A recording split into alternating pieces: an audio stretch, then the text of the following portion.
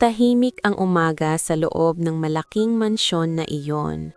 Pero para kay Lisandro, isa na namang itong karaniwang araw ng pagod at pagtitiis. Ngunit sa likod ng engranding bahay na iyon, may isang simpleng kwento na hindi napapansin ng karanihan. Ang kwento ng isang yaya na pilit binubuo ang sarili niyang buhay. Si Daline ay matagal nang nagtatrabaho bilang yaya sa pamilya Vergara. Hindi siya kagaya ng ibang kasambahay na mahilig makipagkwentuhan o makisabay sa tsismis. Tahimik siya, seryoso sa trabaho at may sariling mundo na bihira niyang ibahagi sa iba. Bata pa lamang siya ay natutunan na niyang huwag umasa sa iba dahil sa murang edad, siya na ang tumayong haligi ng kanilang pamilya. Lumaki si Daline sa isang maliit na probinsya kung saan araw-araw ay kailangang pagtrabahuan ang bawat pagkain. Ang kanyang ama ay maagang nawala at ang kanyang ina naman ay madalas magkasakit. Dahil doon, siya ang napilitang magbanat ng buto kahit hindi pa siya handa sa responsibilidad.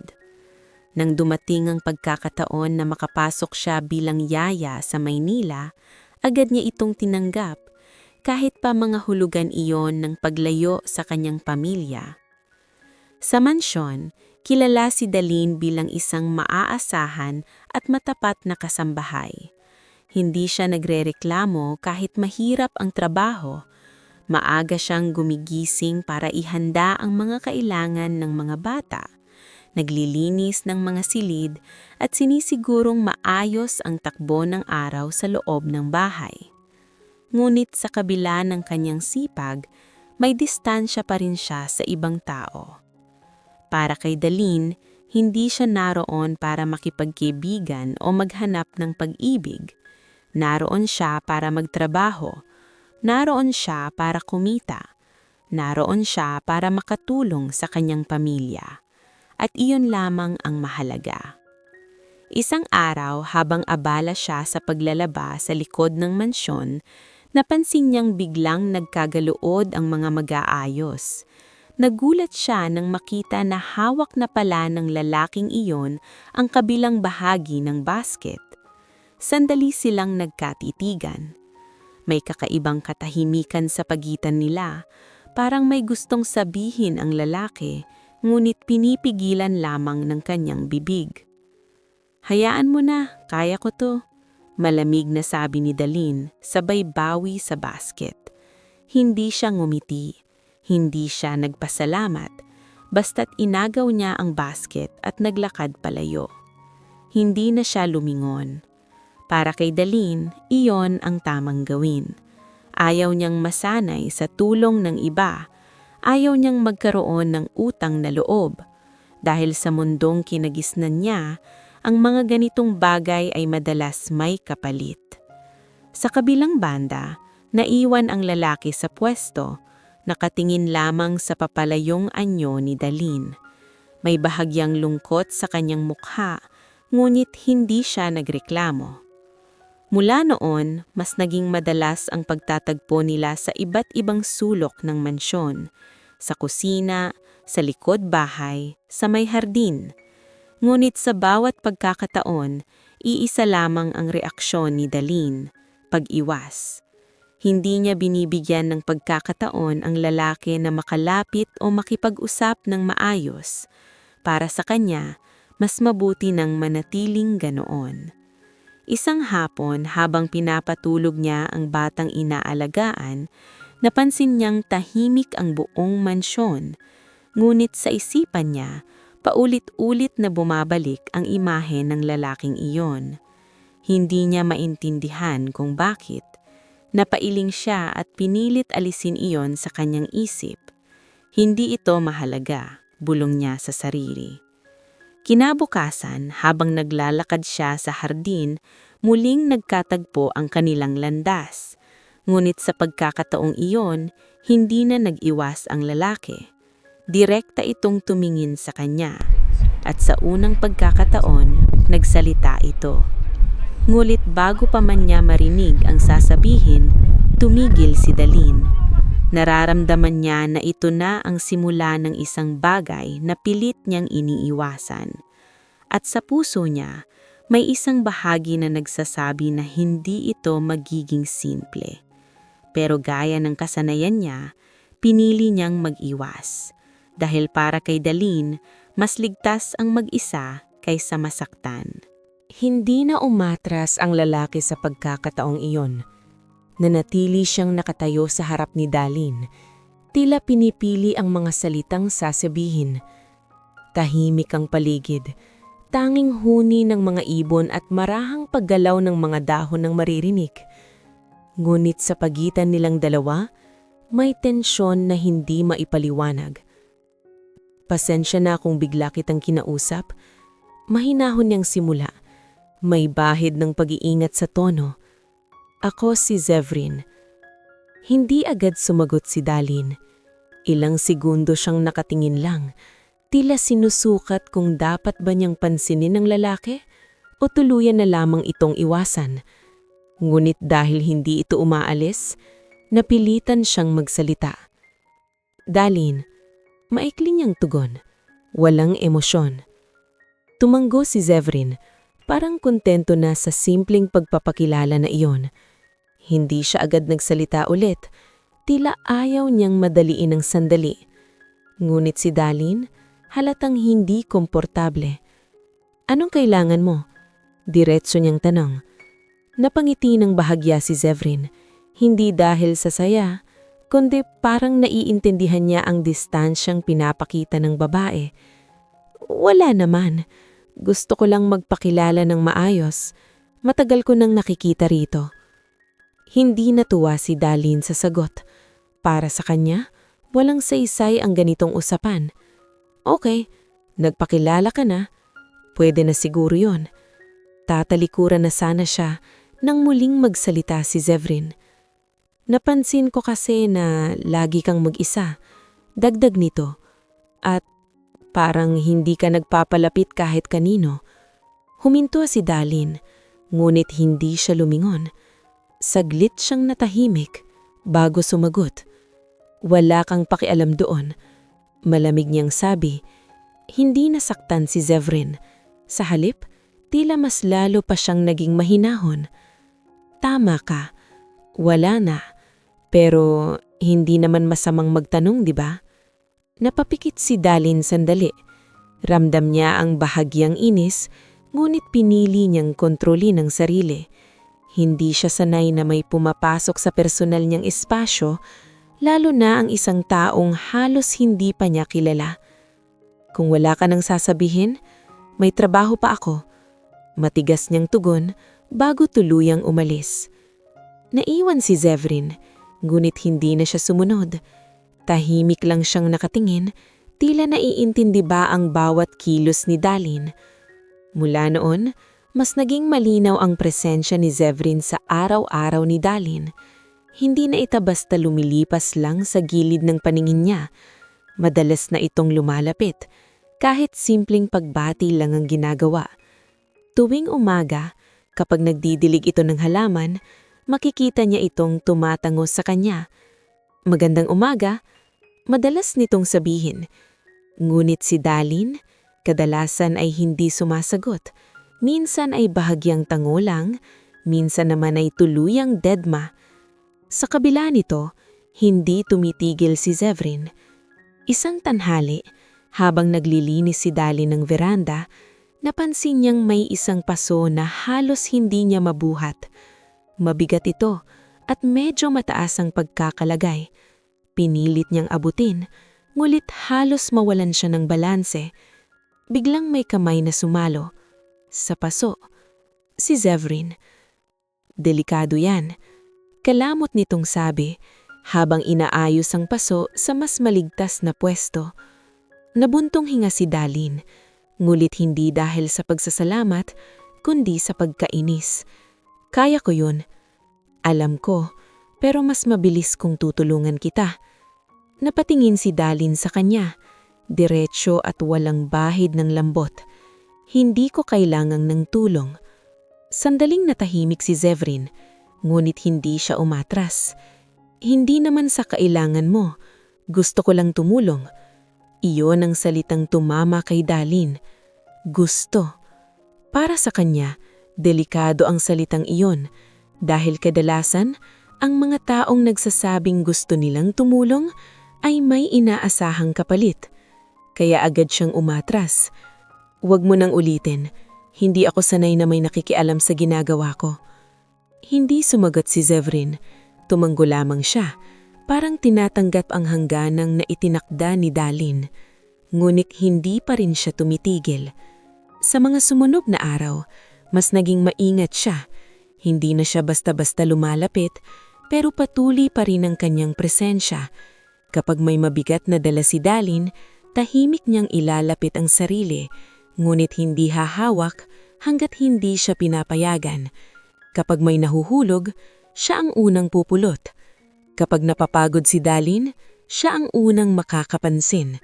Ngunit kahit ganon, hindi nagbabago ang pakikito ni Dalin. Nanatili siyang malamig, parang may pader na hindi kayang basagin ng kahit anong kabutihan. Para kay Dalin, malinaw ang lahat. Hindi siya naroon para makipagkaibigan, lalong hindi para makipagrelasyon. Pareho lang silang manggagawa sa bahay na iyon. Pareho silang may pinagdadaanan at para sa kanya, sapat na iyon para hindi na sila maglapit pa. Isang gabi, habang nagpapahinga siya sa likod ng mansyon, muling lumapit si Zevrin. Hindi siya agad nagsalita. Umipo lang siya sa medyo malayo. Pinapanatili ang distansyang alam niyang gusto ni Dalin. Hindi kita pipilitin, pero gusto kitang makilala. Tahimik si Dalin. Nakatingin lang siya sa malayo, parang hindi narinig ang sinabi. Ngunit sa loob niya, may bahagyang galaw. Hindi dahil sa kilig, hindi dahil sa tuwa, kundi dahil sa kakaibang katigasan ng ulo ng lalaking iyon. At kahit pilit niyang itinatanggi, unti-unti niyang nararamdaman na ang simpleng presensya niya ay nagiging bahagi na ng araw-araw niyang buhay. Ngunit pinili pa rin niyang manindigan dahil para kay Dalin, ang puso ay hindi basta-basta ibinibigay at lalong hindi sa isang taong katulad lamang niya na isang simpleng hardinero. Habang lumilipas ang mga araw, mas lalo pang naging malinaw kay Dalin ang intensyon ni Zevrin. Hindi ito katulad ng ibang lalaking nakilala niya noon na basta lang sumusubok at nawawala rin agad. Sa bawat kilos nito, ramdam niyang may seryosong layunin at iyon ang lalong nagpalayo sa kanya. Isang gabi, matapos ang mahabang araw ng trabaho, tahimik na naupo si Dalin sa gilid ng likod bahay.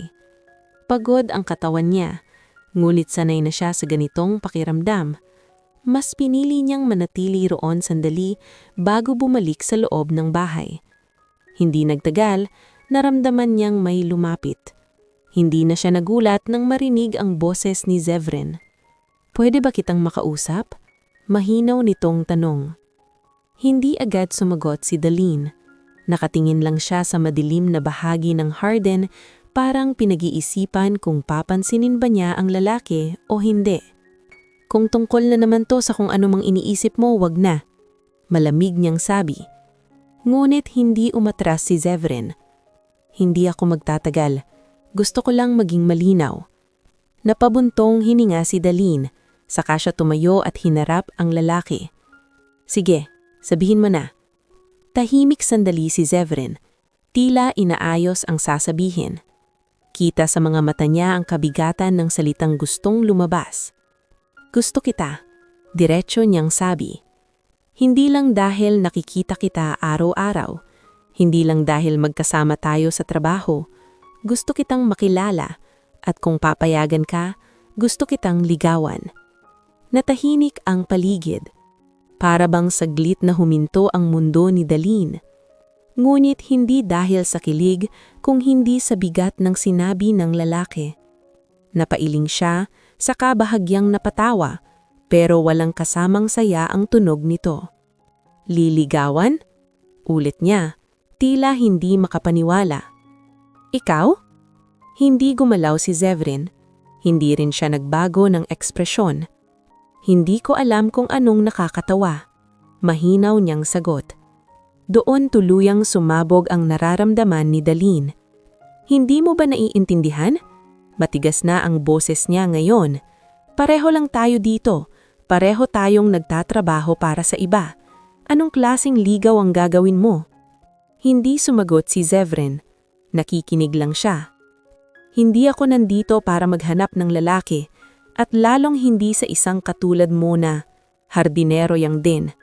Sa pagkakataong iyon, may ilang kasambahay na napadaan sa likod bahay. Napansin nila ang tensyon kaya napahinto sila at palihim na nakinig. Ngunit hindi iyon pinansin ni Daline. Hindi ako interesado, diretsahan niyang sinabi. At mas mabuti pang itigil mo na yung iniisip mo. Tahimik si Zevrin. Ngunit si Daline hindi pa tapos. Kung gusto mong magpaka-hero, humanap ka ng iba.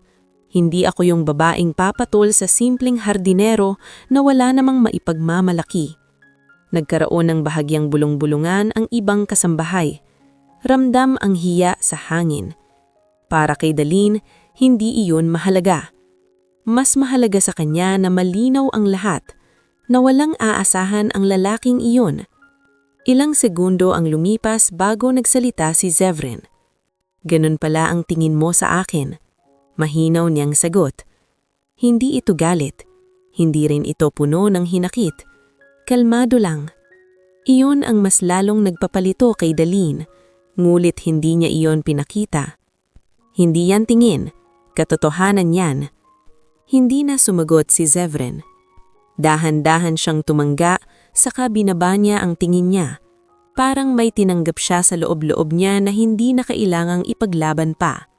Pagkatapos, tahimik siyang tumalikod. Walang salita, walang galit, walang drama.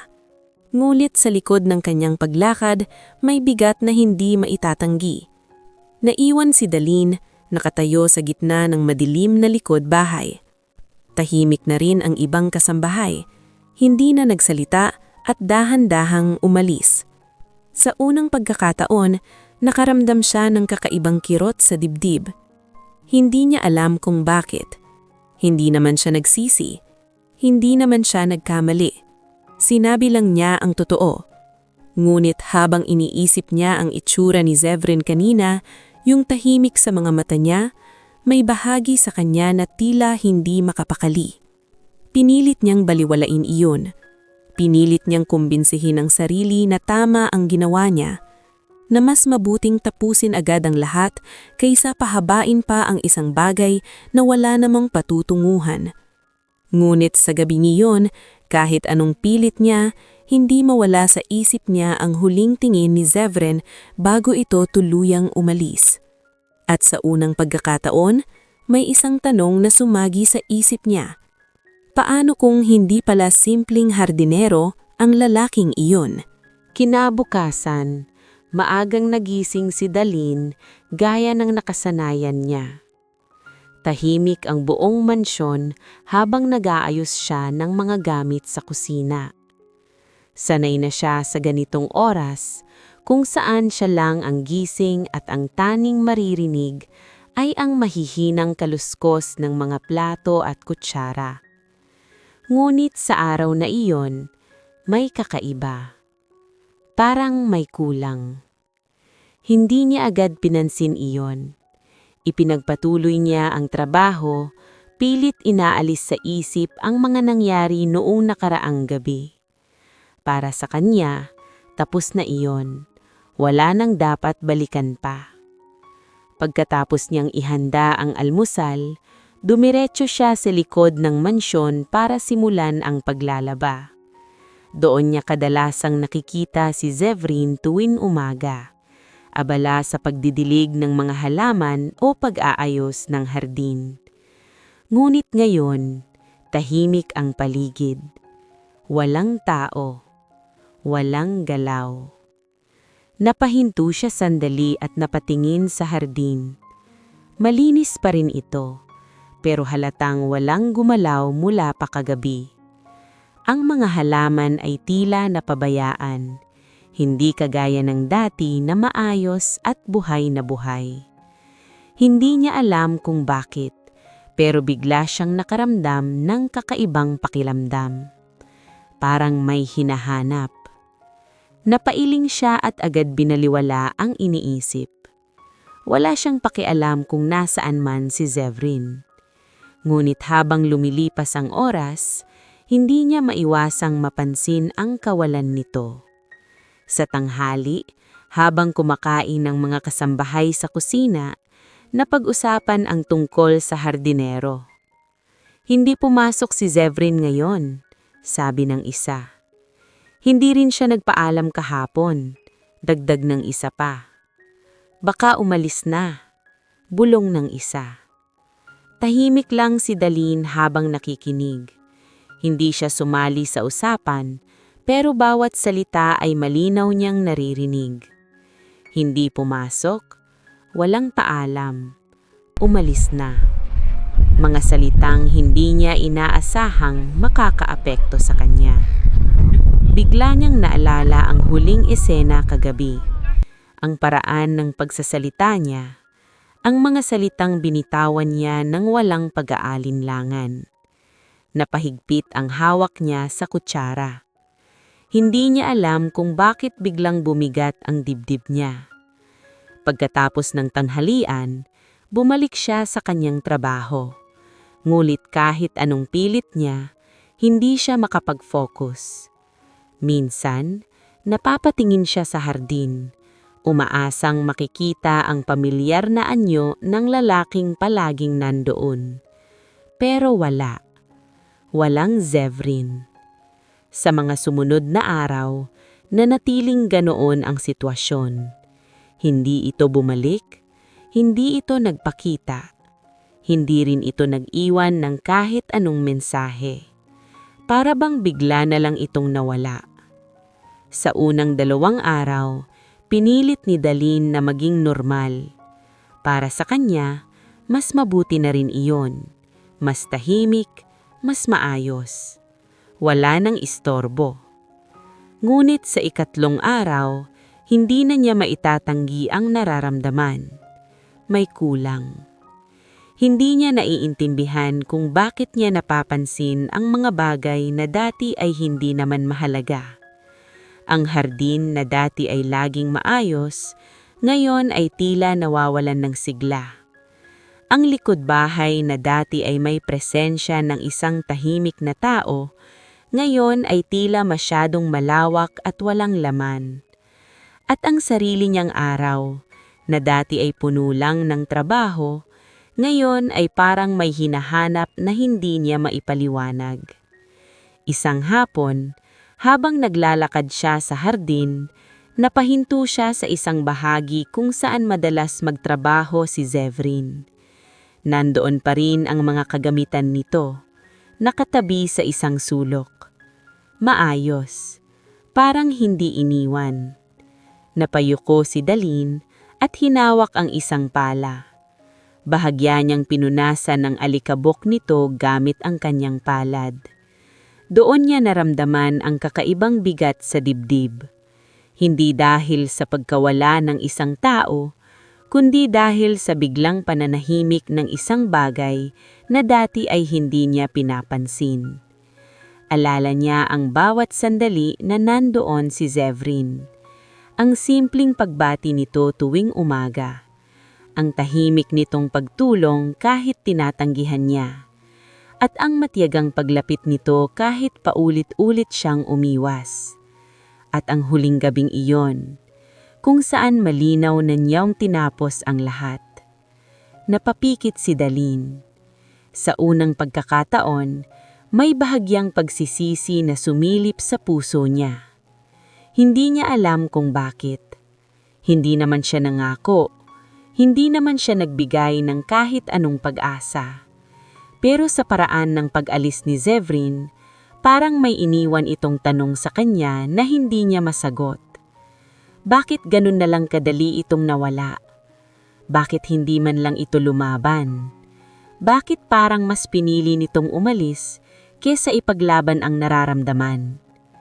Mapabuntong lininga siya. Siguro ganun talaga. Siguro tama lang ang nangyari. Siguro mas mabuti nang wala ito.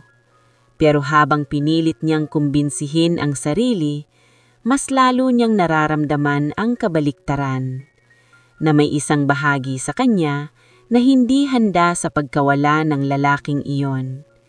At sa katahimikan ng hapon, doon niya unang inamin sa sarili niya na ang presensya ni Zevlin, kahit hindi niya gustuhin, ay naging bahagi na ng araw-araw niyang buhay.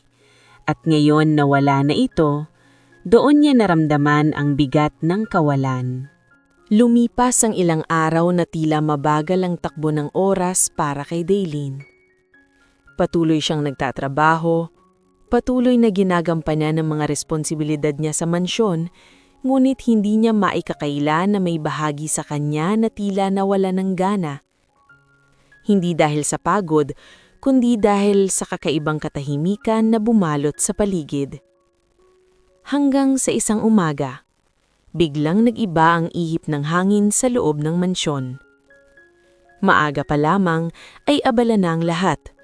Ang mga kasambahay ay nagmamadaling maglinis, nag-aayos ng mga gamit, at tila may inaasahang mahalagang bisita.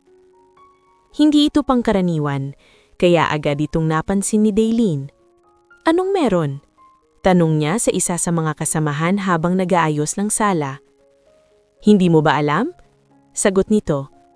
"Darating daw mayon ang tunay na may-ari ng mansyon, galing abroad." Napahinto si Daylin. Tunay na may-ari.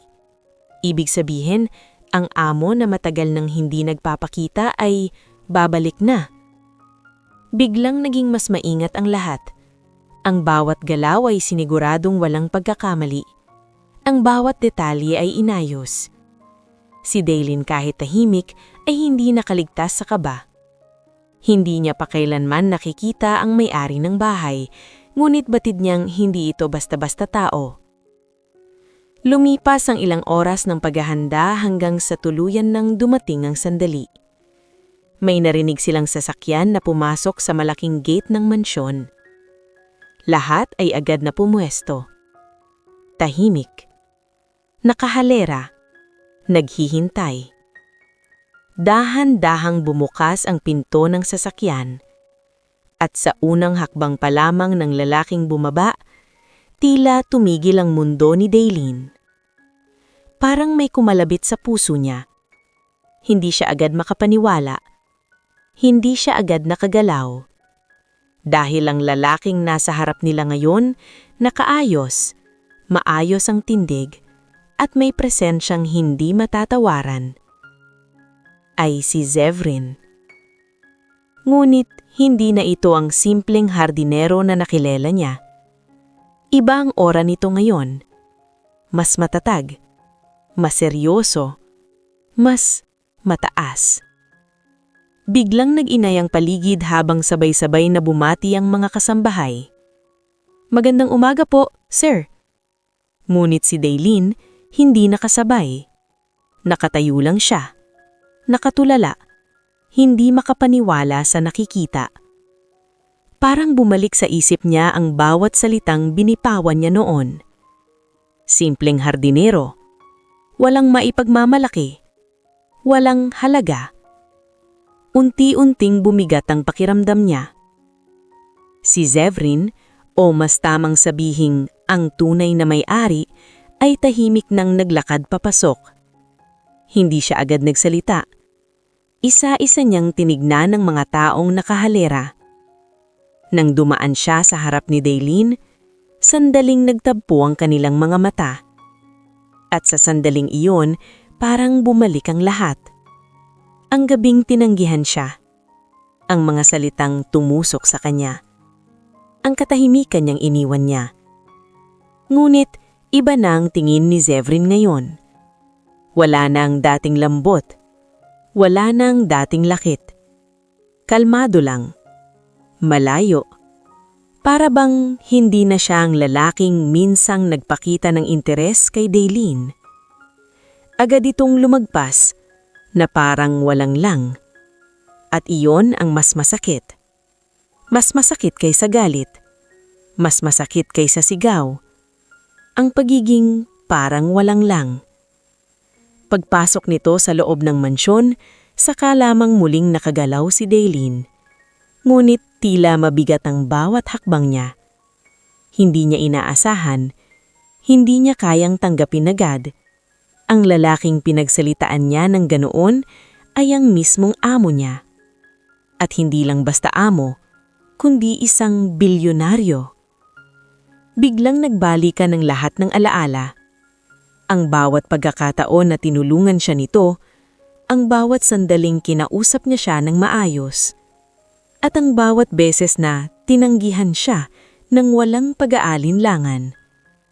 Napahawak siya sa gilid ng mesa para hindi matumba. Ngayon niya lubos na intindihan ng kakaibang kilos ni Zevrin noon.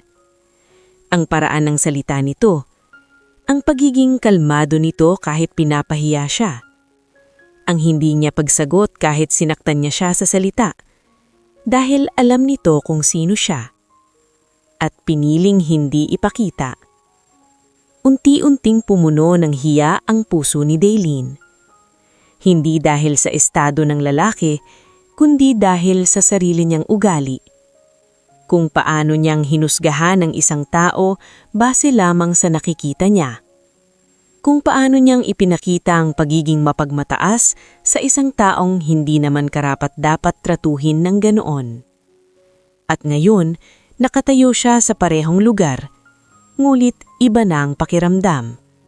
Mas mababa, mas maliit, mas tahimik. Mula sa loob ng mansyon, narinig nila ang boses ni Zevrin habang kinakausap ang head staff. Kalmado pa rin ito, profesional, at walang bakas ng emosyon. Para bang walang nangyari. Ngunit para kay Daylin, may nagbago na, at hindi na niya maibabalik pa ang mga salitang binitawan niya. Sa unang pagkakataon, naramdaman niya ang tinding pagsisisi. At alam niyang simula pa lang ito ng pagharap niya sa katotohanang hindi niya inaasahan. Hindi agad nawala ang tensyon sa loob ng mansyon matapos ang pagdating ni Zevrin.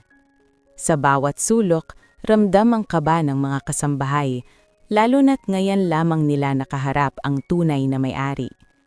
Ngunit para kay Daylin, hindi lang kaba ang nararamdaman niya. Mas malalim, mas mabigat. Buong araw, pilit niyang iniwasan ng lalaki. Hindi siya sumasabay sa mga pagkakataong maaaring magtagpo ang kanilang landas. Sa tuwing may utos na kailangang ipasa sa kanya mula sa amo, sinisiguro niyang maibang kasambahay ang maghahatid ng mensahe. Ngunit hindi maiiwasan ang tadhana. Isang hapon, ipinatawag ang lahat ng kasambahay sa sala. Kailangan daw magsalita ang amo. Tahimik na nagtipo ng lahat, nakahilera, nakatungo, naghihintay. Si Daylin ay nasa pinakadulo, umaasang hindi siya mapapansin. Ngunit kahit pilit niyang itinatago ang sarili, ramdam niya ang bigat ng sandali. Pumasok si Zevrin. Maayos ang suot, matikas ang tindig, at ang presensya nito ay sapat para patahimikin ang buong silid. Wala na ang lalaking tahimik na nagdidilig ng halaman. Ang nasa harap nila ngayon ay isang taong sanay utusan ng iba, isang taong may kapangyarihan. Ngunit sa kabila nito, nanatili pa rin ang pagiging kalmado nito. Magandang hapon, mahinahon niyang sinimula.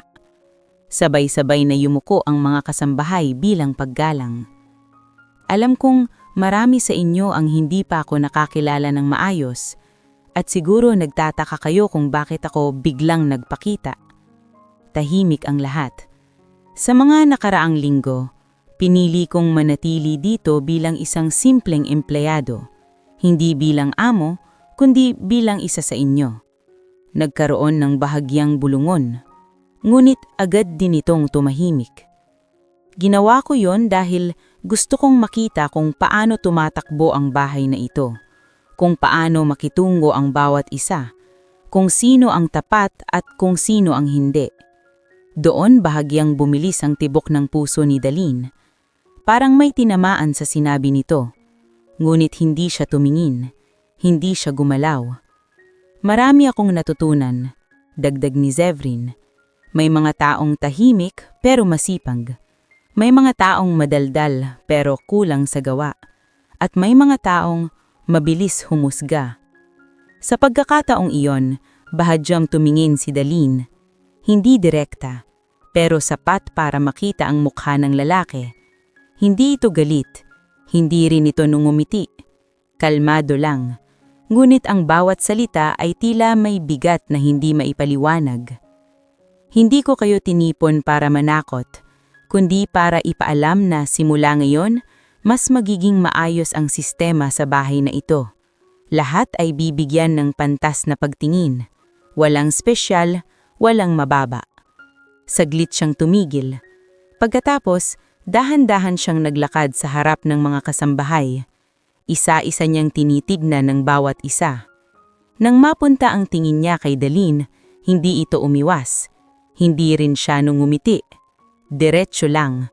At doon, nagsalita si Zevrin.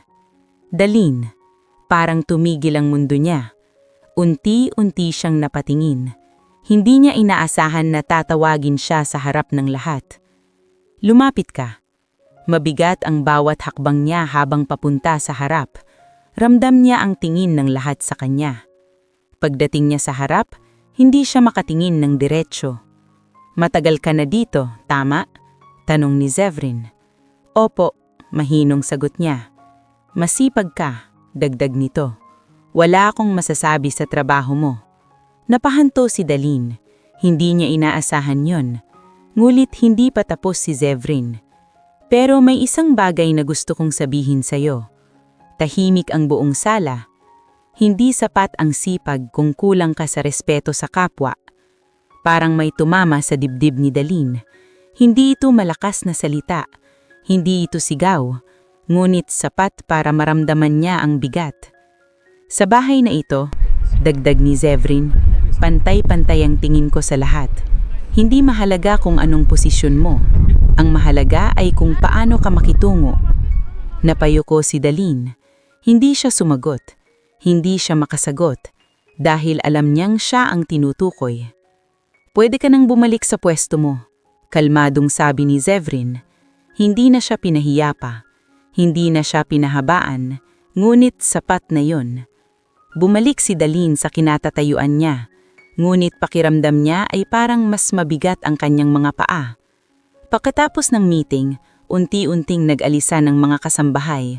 May mga bulungon, may mga tingin, ngunit hindi niya itong pinansin. Hindi niya kayang pansinin. Sa labas ng mansyon, napahinto siyang sandali. Huminga ng malalim, at doon niya naramdaman ng tunay na bigat ng lahat. Hindi siya pinahiya ni Zevrin, ngunit pinaramdam nito sa kanya ang pagkakamali niya. At iyon ang mas mahirap tanggapin. Sa unang pagkakataon, hindi na niya kayang ipagtanggol ang sarili niya dahil alam niyang mali siya. At habang nakatayo siya sa ilalim ng tahimik na langit, doon niya naisip na ang lalaking isang beses niyang tinanggihan ay hindi lang basta nagbago ng anyo. Nagbago rin ang distansya nila. At sa pagkakataong ito, siya na ang nasa malayo. Matapos ang naging pag-uusap sa sala, naging mas tahimik ang mga sumunod na araw sa mansyon. Lahat ay tila mas maingat sa kilos, mas disiplinado, at mas tahimik kaysa dati.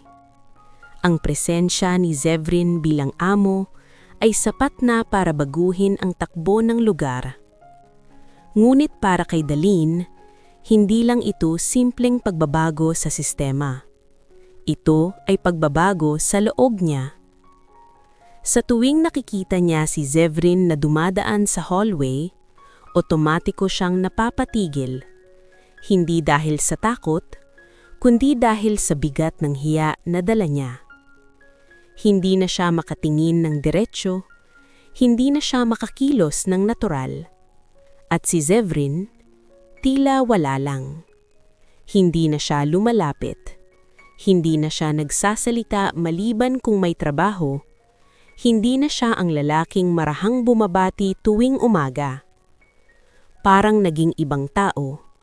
At iyon ang mas mahirap para kay Daleen. Isang hapon, habang nag-aayos siya ng mga gamit sa kusina, narinig niyang may nag-uusap sa kabilang bahagi ng bahay. Akala ko sisibakin na si Daleen, sabi ng isang kasambahay. Oo nga, lalo na sa ginawa niya noon, sagot ng isa pa. Kung ako yon, matagal na siyang pinatanggal. Tahimik si Daleen habang nakikinig. Hindi siya lumingon. Hindi siya nagsalita. Ngunit bawat salita ay malinaw niyang naririnig. Pero hindi ginawa ng amo, dagdag par ng isa. Parang wala lang sa kanya. Doon siya napahinto. Parang wala lang. Iyon ang hindi niya maintindihan.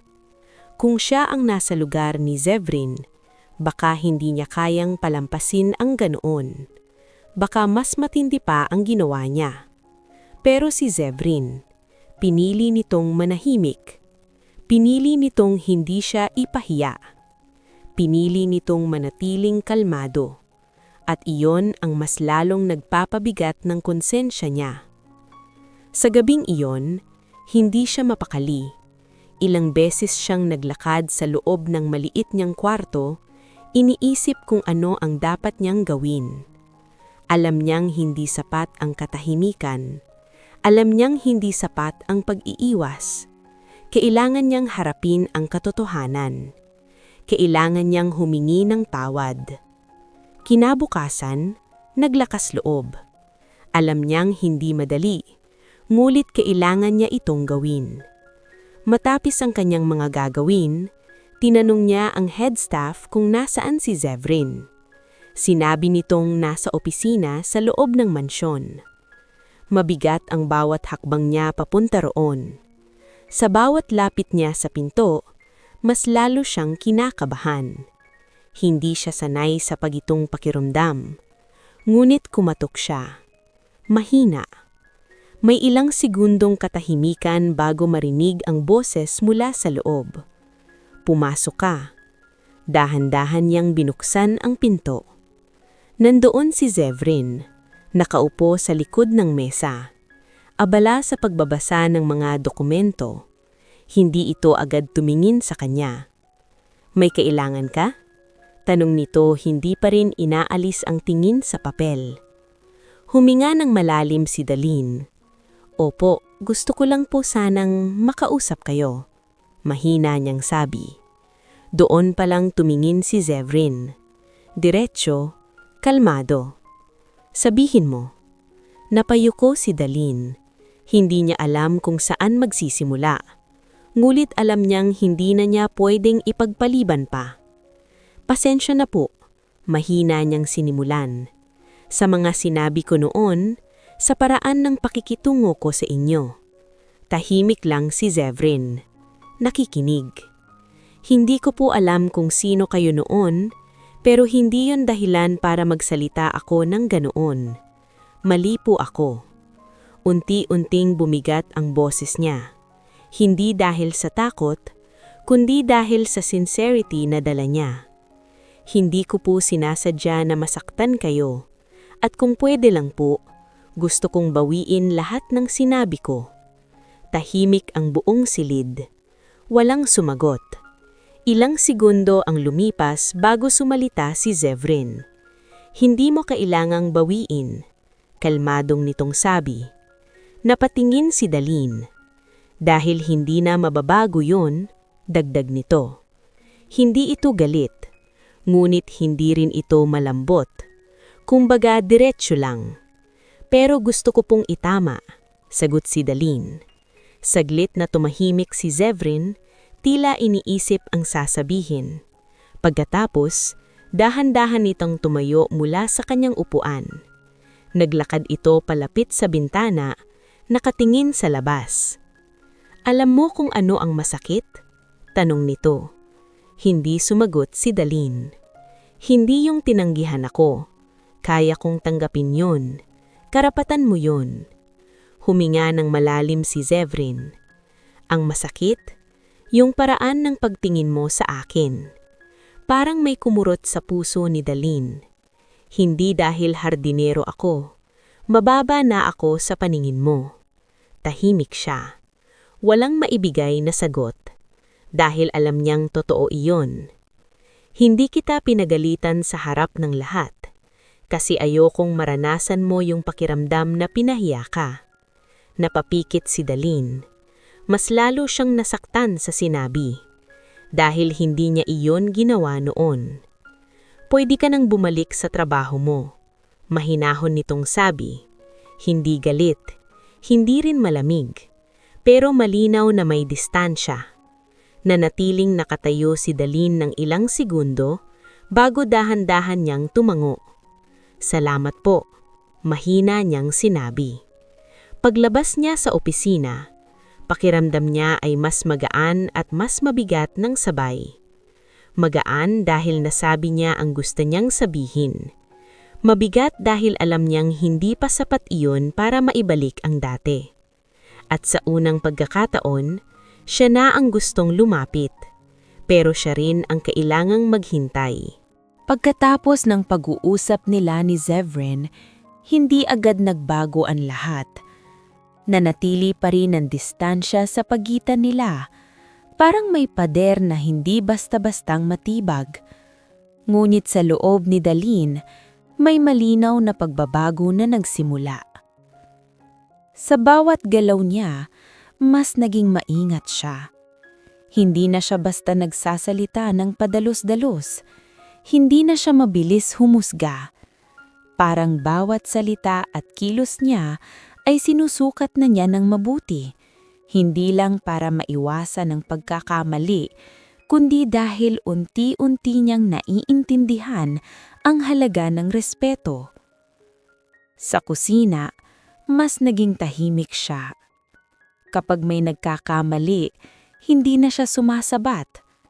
Kapag may nahuhuli siyang pagkakulang ng iba, pinipili na niyang tumulong kaysa magkomento. Napansin ito ng ibang kasambahay. Parang nag-iba si Daline, bulong ng isa. Mas tahimik na siya, sagot ng isa pa. Pero mas maayos na kausap. Hindi siya sumagot sa mga ganitong usapan. Hindi niya kailangang ipaliwanag ang sarili niya. Alam niyang ang pagbabago ay hindi kailangang ipagsigawan, mas nakikita ito sa gawa. Isang umaga, habang nag-aayos siya ng sala, napansin niyang may bagong utos mula sa head staff. Kailangan daw ayusin ang ilang dokumento at dalhin sa opisina ng amo. Karaniwan, hindi siya ang gumagawa nito, pero dahil abala ang iba, siya ang napili. Sandali siyang napahinto. Ibig sabihin, kailangan niyang pumasok muli sa opisina ni Zevrin. Huminga siya ng malalim bago kinuha ang mga papeles. Hindi na siya umatras. Hindi na siya naghanap ng ibang gagawa. Kung gusto niyang baguhin ang sarili niya, kailangan niyang harapin ang mga bagay na dati niyang iniiwasan. Pagdating sa opisina, kumatok siya. "Pumasok ka," sagot mula sa loob. Dahan-dahan siyang pumasok, hawak ang mga papeles. Nandoon si Zevrin, gaya lang dati, nakaupo at abala sa trabaho. Hindi ito agad tumingin sa kanya. "Inilagay ko na po dito," mahinahon niyang sabi habang inaayos ang mga papel sa mesa. Tumanggo lang si Zevrin bilang tugon. Tahimik. Walang dagdag na salita. Dati baka mailang si Daline at agad aalis. Ngayon, nanatili siya sandali. "May kailangan pa ba kayo?" tanong niya, maayos at may paggalang. Doon pa lang tumingin si Zevrin. Saglit silang nagkatitigan. "Wala na," Sagot nito. Tumanggo si Dalhin. Sige po. Paglabas niya ng opisina, napansin niya ang sarili niyang reaksyon. Hindi na siya nanginginig.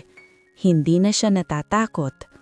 May kakaibang kapanatagan kahit papaano. Sa mga sumunod na araw, ipinagpatuloy niya ang pagbabago. Kapag nakakasalubong niya si Zevrin sa hallway, hindi na siya umiilak. Tumatanggo siya bilang pagbati at kahit hindi ito sumagot minsan, hindi na siya nasasaktan. Kapag may utos ito na dumaraan sa kanya, ginagawa niyang maayos, walang reklamo, walang pag-aalinlangan. Isang beses, habang nag-aayos siya ng hardin, napansin niyang may ilang halaman na hindi maayos ang pagkakatubo. Dati, hindi niya iyon papansinin dahil hindi naman iyon sakop niyang trabaho niya. Pero ngayon, naalala niya si Zevrin. Kung paano nito alagaan ang bawat halaman, kung paano nito tiyakin na maayos ang lahat. Tahimik niyang inayos iyon. Isa-isa. Walang nag-uutos, walang nakakakita, pero ginawa niya. Hindi para mapansin, kundi dahil gusto niyang gawin ang tama. Mula sa malayo, may isang taong nakamasid. Si Zevrin. Tahimik lang siya, nakatayo sa may veranda, pinagmamasdan niya si Dalhin. Napansin niya bawat kilos nito, ang pagiging maingat, ang pagiging tahimik, ang pagbabago. Hindi siya nagsalita, hindi siya lumapit, pero hindi niya rin inalis ang tingin. Sa loob niya, may bahagyang pagbabago rin. Hindi niya inaasahan na magbabago si Dalhin ng ganun kabilis. Hindi niya inaasahan na aaminin nito ang pagkakamali at lalong hindi niya inaasahan na makikita niya ang sinseridad sa mga kilos nito. Ngulit kahit ganun, hindi pa rin siya lumalapit. Hindi pa rin siya bumabalik sa dati. Dahil para sa kanya, ang tiwala ay hindi basta-basta na ibabalik. At ang nararamdaman niya noon, kahit totoo, ay hindi rin basta-basta maibabalik. Sa kabilang banda, si Dalhin ay patuloy sa ginagawa niya. Hindi niya alam na may nakamasid. Hindi niya alam kung napapansin ba ni Zevrin ang pagbabago niya. Pero hindi na iyon mahalaga. Ang mahalaga sa kanya layon ay maitama ang sarili niya. At kung darating man ang araw na mapatawad siya ng buo, tatanggapin niya iyon. Pero kung hindi man, handa na rin siyang tanggapin. Dahil sa unang pagkakataon, hindi na siya gumagalaw para sa iba, kundi para sa sarili niyang pagbabago. Lumipas ang mga linggo na tila unti-unting bumabalik sa normal ang takbo ng buhay sa mansyon. Ngunit para kay Dalhin, hindi na talaga ito katulad ng dati. May pagbabago na hindi na niya maibabalik sa dati niyang sarili. Mas maaga na siyang gumigising, mas maingat sa bawat kilos, at mas tahimik sa bawat pagkakataon.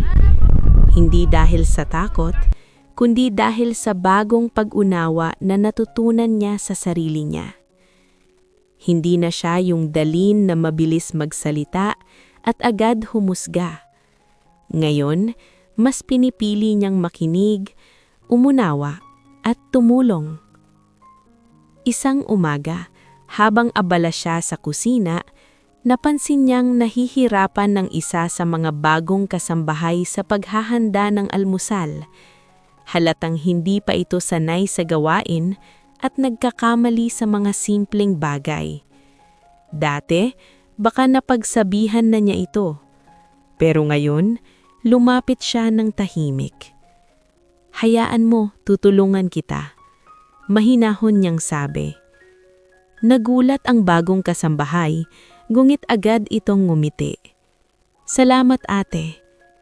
Tahimik silang nagtrabaho at sa unang pagkakataon, naramdaman ni Daline ang kakaibang gaan sa pakiramdam. Hindi dahil sa papuri, kundi dahil alam niyang tama ang ginagawa niya. Sa kabilang bahagi ng mansyon, may mga matang nakamasid. Hindi ito unang beses na nakikita ni Zebrin ang ganitong eksena. Sa mga nakaraang araw, napansin niya ang paulit-ulit na pagbabago sa kilos ni Daline. Hindi ito isang beses lang, hindi ito pakitang tao. Consistent ito. Tahimik lang siyang nakatayo sa may hallway, pinagmamasdan ang nangyayari sa kusina. Wala siyang sinabi, ngunit sa loob niya may unti-unting paglambot. Hindi niya inaasahan na makikita niya ang ganitong pagbabago. Para sa kanya, ang mga salita ay madaling sabihin, pero ang pagbabago sa kilos, iyon ang mahirap pekein.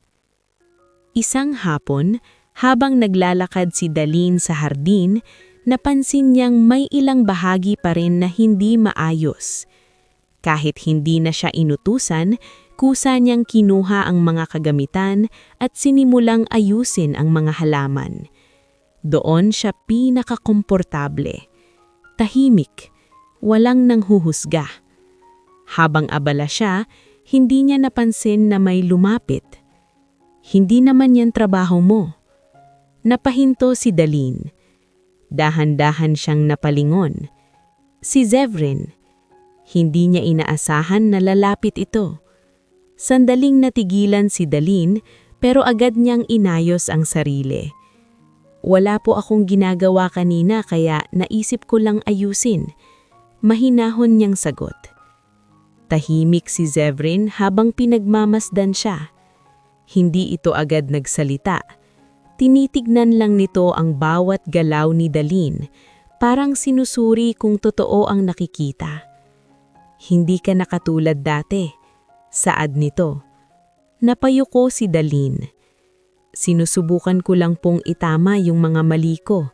Sagot niya. Tahimik muli, ngunit hindi ito mabigat na katahimikan. May kakaibang gaan. Hindi lahat kayang umamin sa pagkakamali at lalong hindi lahat kayang magbago. Dahan-dahang napatingin si Daline. Hindi niya inaasahan ang tono ng boses nito. Wala itong galit. Wala itong pait. Hindi ko po hinihingi na mapatawad niyo ako agad. Gusto ko lang pong ipakita na kaya kong magbago. Tumanggo si Zevrin. Napapansin ko. Sagot nito. Parang may nawala sa dibdib ni Daline. Isang bigat na matagal niyang dala. Hindi pa ito ganap na kapatawaran, pero sapat na ito para malaman niyang may nakikita ang lalaki sa ginagawa niya. Sa mga sumunod na araw, mas naging natural ang mga pagkakataon na nagkikita sila. Hindi na ito tulad ng dati na puno ng iwasan at katahimikan. Minsan, may maikling usapan. Simpleng tanong, simpleng sagot. Walang pilit, walang bigat. Ngunit para kay Daline, malaki na iyon. Isang gabi, habang naglalakad si Daline pabalik sa kanyang kwarto, narinig niyang may tumatawag sa kanya. Daline. Napahinto siya. Dahan-dahan siyang lumingon. Si Zevrin. Nakatayo ito sa may dulo ng hallway. Sasabihin ko lang sana. Lumapit siya. Medyo kinakabahan. Ngunit hindi na tulad ng dati. Mas kalmado na siya ngayon.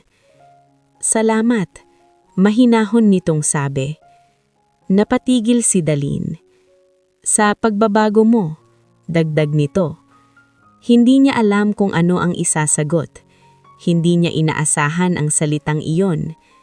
Wala po yun. Mahinang tugon niya. Ngunit sa loob niya, may kakaibang saya. Hindi dahil pinuri siya, kundi dahil naramdaman niyang unti-unti may nabubuo ulit na koneksyon sa pagitan nila. Hindi pa malinaw, hindi pa buo, ngunit hindi na rin ito tulad ng dati na puro distansya. Sa gabing iyon, Habang nakahiga si Daline, hindi niya mapigilan na mapangiti ng bahagya. Hindi dahil umaasa siya, kundi dahil sa unang pagkakataon, naramdaman niyang may pag-asa na itama ang lahat. At marahil, kung patuloy siyang magiging totoo sa pagbabago niya, darating ang araw na hindi na siya lang ang lalapit, kundi pareho na silang magtatagpo sa gitna. Habang lumilipas ang mga araw, mas nagiging natural ang presensya nila sa isa't isa. Hindi na kasing bigat ng dati ang bawat pagkikita at hindi na rin kasing layo ang distansya na dati ay tila imposibleng tawirin. Ngunit kahit ganoon, pareho nilang alam na may mga bagay na hindi pa ganap na naaayos. Isang hapon, habang papalabog ang araw at kulay kahel ang kalangitan sa likod ng mansyon, tahimik na naglalakad si Daline sa hardin. Doon siya madalas pumunta kapag gusto niyang mag-isip. Tahimik, payapa, at malayo sa ingay ng loob ng bahay. Ngunit hindi na siya nag-iisa. Mahilig ka pa rin palang tumambay dito. Napahinto siya. Dahan-dahan siyang napalingon. Si Zevran. Nakatayo ito sa likod niya, hindi kalayuan, ngunit sapat para maramdaman niya ang presensya nito. Hindi siya nagulat. Parang may parte sa kanya na inaasahan na darating ang ganitong sandali. Opo, mahinang nihong niyang sagot. Mas tahimik po kasi dito. Tumanggo si Zevran at dahan-dahang lumapit. Hindi ito masyadong malapit pero hindi na rin ganoon kalayo. Pareho silang nakatingin sa mga halaman. Parehong tahimik. Ngunit hindi ito yung katahimikan na puno ng bigat. Mas kalmado. Mas payapa. Naalala ko nung una kitang nakita dito. Biglang sabi ni Zevran. Tahimik ka lang pero parang may sariling mundo. Bahagyang napangiti si Daline pero agad din itong nawala. Sanay na po kasi akong mag-isa. Sagot niya. Ramdam ko. Tugon ni Zevran. Saglit silang natahimik. Pagkatapos, huminga ng malalim si Daline. Sir, mahina niyang simula. Napatingin si Zevran sa kanya. Pwede po ba kitang tanungin? Dagdag niya. Pwede. Bakit po kayo nagkunwari? Direkta niyang tanong. Hindi niyo naman kailangan gawin yun. Hindi agad sumagot si Zevran. Sandali itong tumingin sa malayo bago bumalik ang tingin kay Daline. Pagod na ako sa mga taong mabait lang dahil alam nila kung sino ako. Gusto kong makita kung paano ako tratuhin ng mga tao kung wala akong pangalan. Napayuko si Daline dahil alam niyang isa siya sa mga taong hindi pumasa sa pagsubok na iyon. Hindi ko in-expect na mangyayari yun sa'yo. Dagdag ni Zevran. Tahimik si Daline. Pero hindi ko rin in-expect na magbabago ka. Patuloy nito. Dahan-dahan napatingin si Daline. Hindi niya alam kung anong isasagot. Ngunit sa pagkakataong iyon, hindi na siya umatras. Kung pwede lang po, gusto kong magsimula ulit. Tahimik si Zevran. Hindi bilang amo at empleyado, kundi bilang dalawang tao na nagkamali at gustong itama. Malalim ang mga salitang iyon. At ramdam ni Zevran ang bigat ng sincerity. Lumapit ito ng kaunti. Hindi sapat para maging malapit, pero sapat para maramdaman ng presensya nito ng mas malinaw. Hindi madali yun. Sagot niya. Pero hindi rin imposible. Napahinga si Daline ng bahagya. Parang may nabuksang pinto. Isang pagkakataon. Isang panibagong simula. May aaminin ako. Biglang sabi ni Zevran. Napatingin siya. Hindi nawala yung nararamdaman ko. Dagdag niya. Parang tumigil ang mundo ni Daline. Hindi siya gumalaw. Hindi siya nagsalita. Sinubukan kong ilayo. Patuloy ni Zevran. Pero sa bawat pagbabago na nakita ko sa'yo, mas lalo kong naalala kung bakit kita nagustuhan. Unti-unting bumilis ang tibok ng puso ni Daline. Hindi niya inaasahan, hindi niya pinangarap, pero nandito na ito. At ikaw? Tanong ni Zevran. Hindi agad sumagot si Daline. Pinikit niya sandali ang mga mata niya, parang inaayos ang sarili. Pagkatapos, dahan-dahan siyang tumingin. Hindi ko po alam kung kailan nagsimula. Mahinang niyang sagot. Pero nung nawala kayo, doon ko napansin. Tahimik si Zevran. Nasanay ako sa presensya ninyo. At nung nawala yun, doon ko na-realize na hindi na pala kayo basta tao lang sa paligid ko.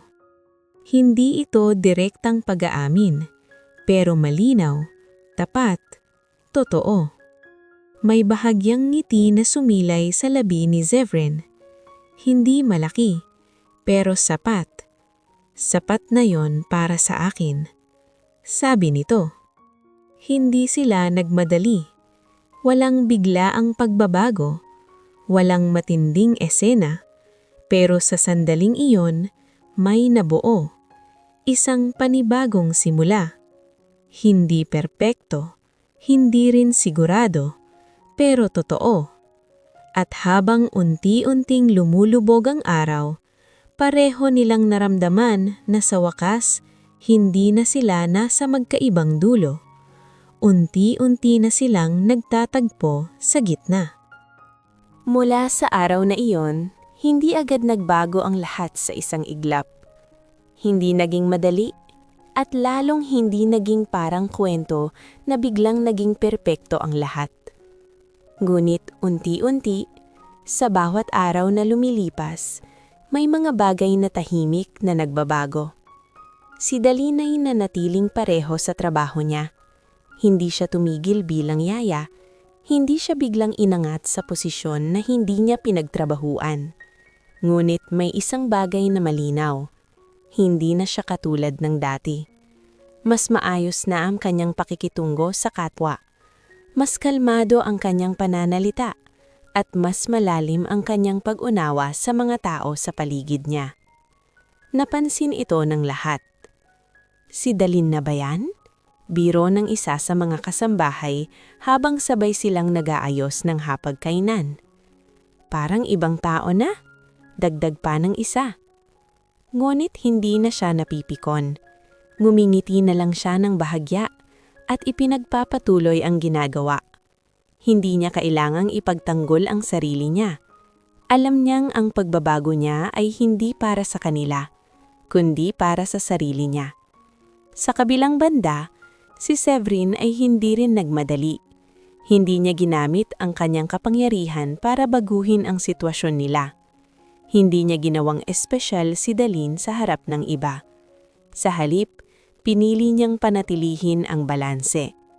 Ngunit sa likod ng lahat, may tahimik na suporta. Isang araw, tinawag niya si Daline sa opisina. Hindi na ito tulad ng dati na puno ng kaba. Ngayon, may konting lakas na siyang harapin ang lalaki. May gusto akong i-offer sa'yo. Kalmadong sabi ni Zevran habang nakaupong sa mesa. Tahimik na nakinig si Daline.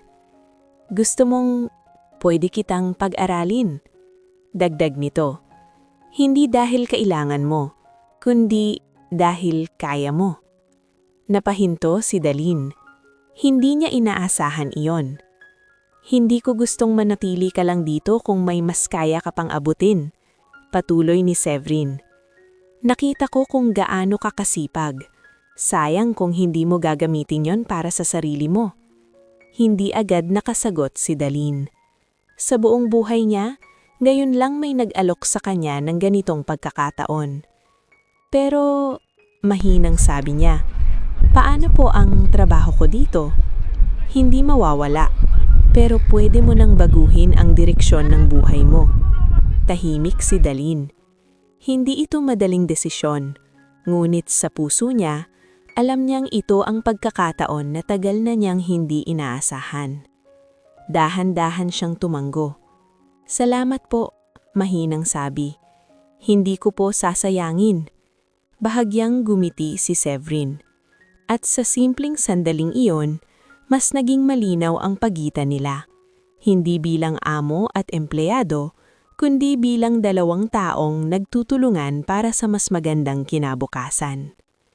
Lumipas ang mga buwan. Nagsimula si Dalin sa pag-aaral habang patuloy na nagtatrabaho. Hindi madali, ngunit hindi rin siya sumuko. Sa bawat pagod, naaalala niya kung bakit niya ito ginagawa. Hindi para kay Severin, kundi para sa sarili niya.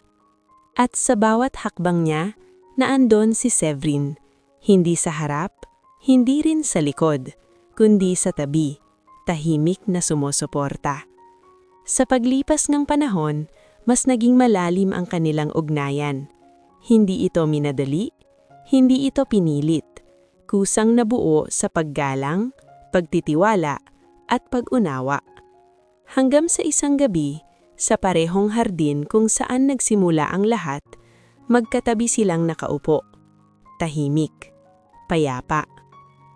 Ang layo ng narating mo, sabi ni Severin. Gumiti si Dalin ng bahagya. Hindi ko po yun magagawa kung wala kayo, sabi niya. Umiling si Severin. Hindi, sabi nito. Ikaw ang gumawa niyan. Tinulungan lang kita. Napatingin si Dalin sa kanya. Sa unang pagkakataon, wala nang kaba, wala nang pag-iwas. Sa halip, hinayaan niya. Pwede na kitang ligawan ulit? Tanong ni Severin may bahagyang ngiti. Gumiti si Dalin. Hindi na tulad ng dati na puno ng pag-iwas, kundi puno ng kasiguraduhan. Opo, sagot niya. At sa simpleng salitang iyon, natapos ang isang kwento ng pagkakamali, pagsisisi, at pagbabago.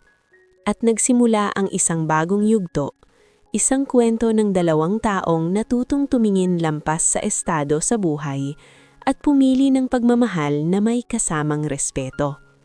Dahil sa huli, hindi kayamanan ang sukatan ng halaga ng isang tao, kundi kung paano niya pinapahalagahan ang iba.